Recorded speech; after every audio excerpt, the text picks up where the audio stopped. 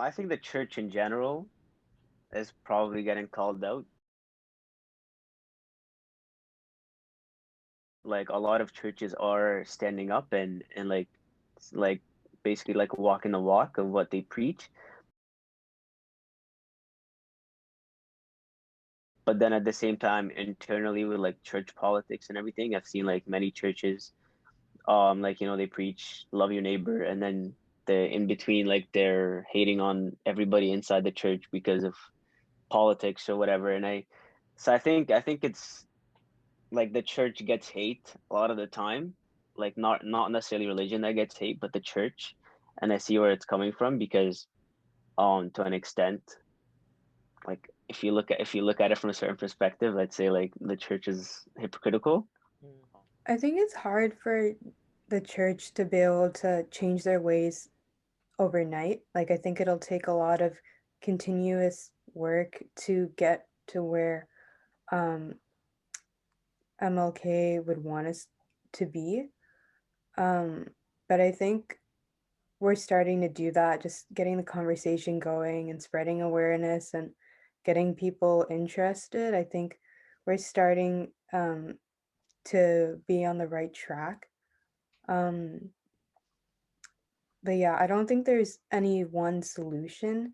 Like everyone has a bunch of different ideas on what we could do um, to become better, but I think that there is no one way to do it. I don't think we are anywhere near this letter. I think my church, the church, is very much white moderate. I think uh, lots of people think, oh, like there's just no place for this. Like on Sunday, there's no place for this in church. There's no place to discuss like discrimination and oppression. Like when you're saying, okay, enjoy your coffee, but I think we give lots of people a pass, and then we don't talk about it. But we have seminars on like diabetes or like this kind of thing. I think we could do better at talking to each other more and building community in that way. I think the church would be unfair to like put everything in like under one name, because like I've been to many churches here and like back home in Egypt. So like definitely I've been to churches where it's like what Emily is describing, like they don't talk about anything like taboo almost. They just let it be and so be it. But then I've also been to the other side of things where like I mean we like in Egypt Christians are oppressed, and so I've like seen both sides, and like so I think just finding the middle ground.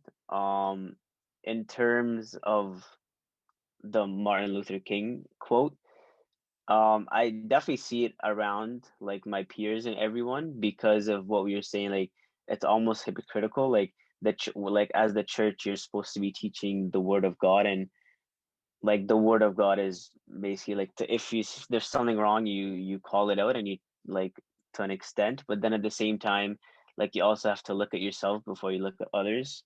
Um, like that's also in the Bible. So I think it's very tough for the church to find the middle ground between looking at your own flaws, because then if you do that, you're focusing on yourself and not really focusing on like evangelism. But then if you focus too much on evangelism, then you start becoming hypocritical because of everything that's going on inside the church that you have to deal with as well.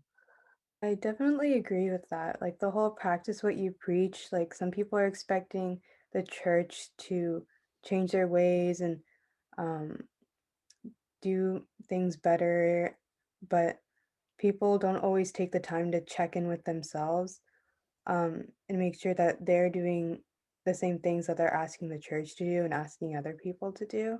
Because change only happens when you start with yourself. You can't expect anyone else to do it for you or before you. So you need to set that example for others before you expect anything.